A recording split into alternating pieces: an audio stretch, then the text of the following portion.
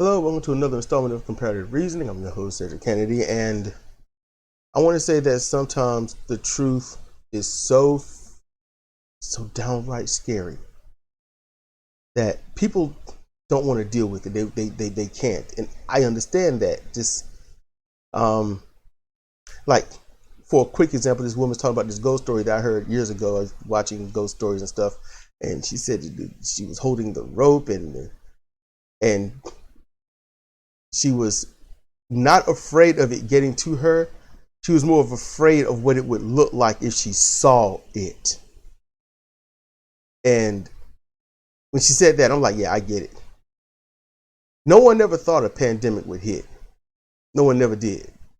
But once it started, what people did was they didn't want to believe it because we're better.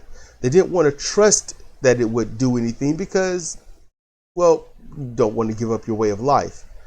The fear of changing is more afraid than death. You know, you'd rather die than change your lifestyle. That's usually why people they say, well, I don't care what fire or volcano or quake or wave is coming, I'm not going to leave my home. They'd rather die than change what they have to do. So people will fall on education to say, we listen to these people so that we can get this done and out of our way and move on. And then the others say, screw education. We'll just do what certain people tell us to do that we designate as our leaders and our controllers and our tribals. And we're going to do that and it will be okay. So you got those two camps. And no matter which camp it is, the worst camp is the camp that talks about progression through something that's not progressing in the way that you think. They talked about the first and second wave of COVID-19.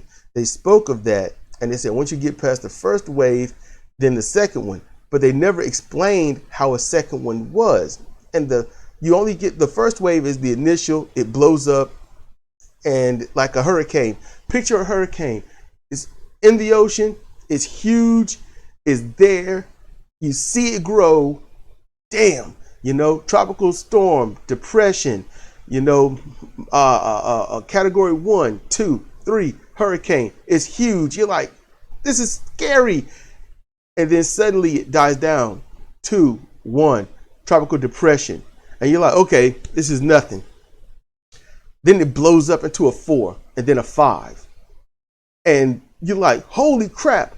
I'm sure lots of people have gone through that or at least watched others go through it or heard newscasters go through that. So that's what COVID-19, through our stubbornness, no matter where it is, has done. It got here. It was small, just in a few pockets, mainly New York, California, Florida, stuff like that. And certain little places like in Georgia and tiny little pieces of Texas and whatnot. And if you get sick, you feel bad, isolate yourself, report it to a doctor. That's what they were saying. Nobody wanted to listen. Well, they didn't want to listen because of what political leaders were saying, not scientists, because scientists didn't know too much.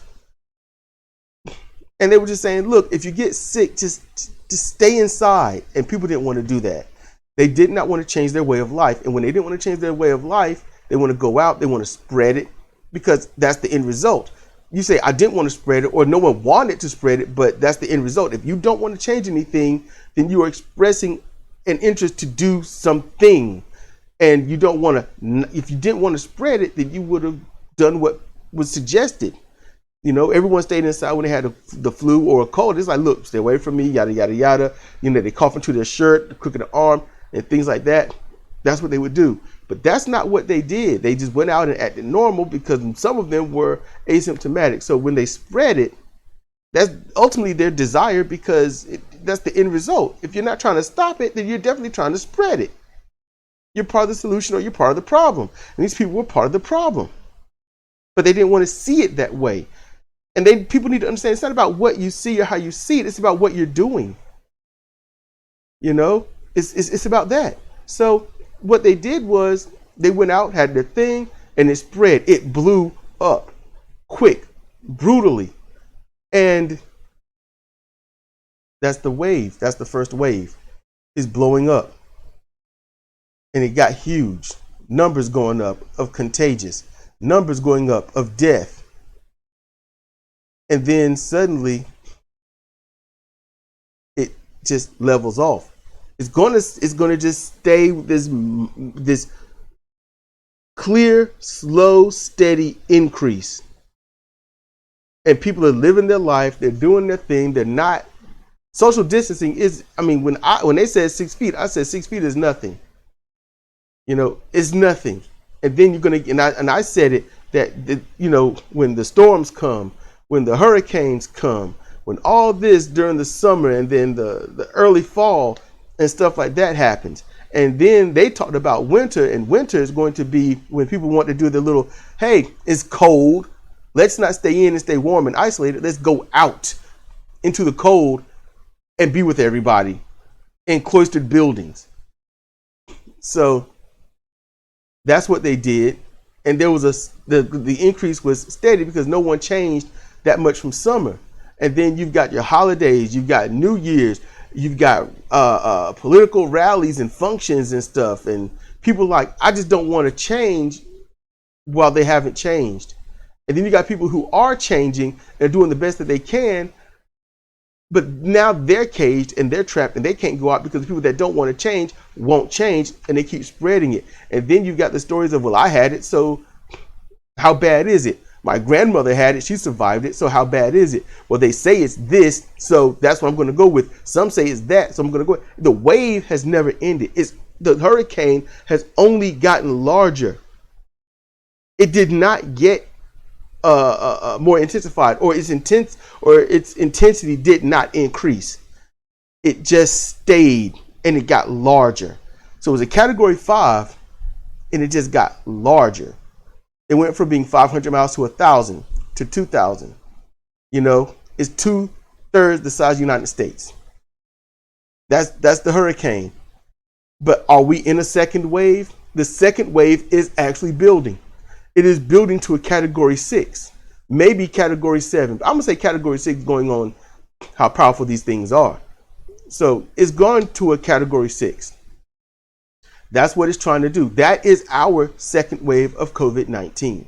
It is a slow build into the category 6. Yes, it's got to isolate. It's got to intensify. It has to stay where it's warm, where it's good.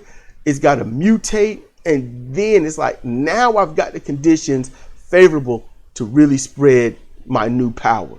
So although this hurricane is only as 2/3 the size of the United States, this hurricane now is only the size of maybe, I would say Delaware, Rhode Island, maybe those two combined. But the problem is nobody's going to change. The hurricane is going to stay where it is, and it's intensifying. And that, the scary thing that people don't want to recognize, that is the scary part, because when it mutates, as it has multiple times already, different strains of mutation because of demographic and whatnot. Now all the vaccines for the original hurricane to help stop it or help you weather it are going to become obsolete to the new intensified version of this hurricane. That's what's going to happen. That's what is happening. And I don't have a solution. I don't, because I've already given them for a year. The doctors, other scientists, researchers, they've already given it. They've already done it. There's nothing else. Either adhere to everything that's been said for over a year, or acknowledge that you are helping spread it if you keep going out. Whether it's a mask or not, and you get around somebody with a mask, you're going to catch it. If they don't have a mask and you do, you might as well not have a mask. You got to strongly distance yourself from those that don't have a mask. You can wear 2 or 3 masks, and if they don't have one, it doesn't matter. You might as well just be maskless. Might as well. I still say keep it on. Yes, because it is some protection, which is better than no protection. You want to think about a mask, think about going into a battle. You got your regular clothes on. That's not really going to do much, but it'll help block sunburn and things like that. And then if you want to go up a little higher, thicker clothes. Okay. It might lessen some impact, might make you a little hotter, but stop the sunburn. You want to go up to leather, it'll make you much hotter, but someone hits you, it's not going to be as strong, but kind of thereof. You want to go up to a thicker leather or some kind of thin plate armor, then you're going to be protected from impact and whatnot. The better armor you have, the thicker, the stronger, the harder the armor you have, the less damage anyone can do to you. That's how that go. And although they can still get to you if they find a way, it's still going to be difficult for them to get to you. That's what a mask is. You can wear multiples, but it will find a way to get to you. If you can breathe, it can, not will, but can get to you. So mask up, glove up, disinfect down, and stay away from people. Stay inside. Encourage others to wear masks, and they don't wear masks. If someone's not wearing a mask, get away from them. Just get away from them. Just leave them alone. If they family, it don't matter. It doesn't matter. You can't look at your family and say, well, they're not going to kill me because they couldn't possibly have it. So just protect yourself at all times. Try your best not to go out. And if you do, like I said, mask up, glove up, disinfect down. Protect yourself. You protect yourself, you protect others. We are in the beginning stages of the second wave. And it's not going to stop. And that saddens me. Not exactly scared anymore, just sad. I'm sad about it. Disappointed in the humans because there have been multiple pandemics and we just don't learn. Every single one is the exact same thing and we just don't learn. We're too stubborn to get it, and that's sad. But for those that are getting it and doing what they can, doing the best that they can, I want to personally say thank you. Thank you for doing your best. Thank you for your actual sacrifice.